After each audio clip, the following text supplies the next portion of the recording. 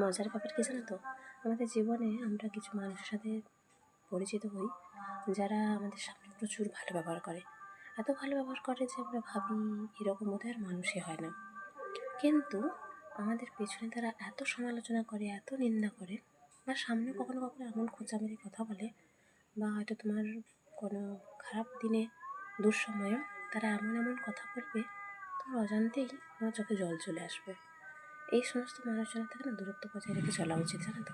কারণ এদের সাথে যত বেশি মিশবে, তত তোমার মনে হবে তুমি কিচ্ছু পারবে না, তোমার দ্বারা কিচ্ছু সম্ভব হবে না, তুমি জীবনে এগোতে পারবে না।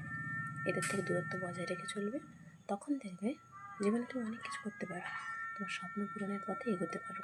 কিন্তু এরা না তো নিজেরা জীবনে কিছু করতে পারে, এগোতে পারে, আর না অন্যকে এগোতে দেয়।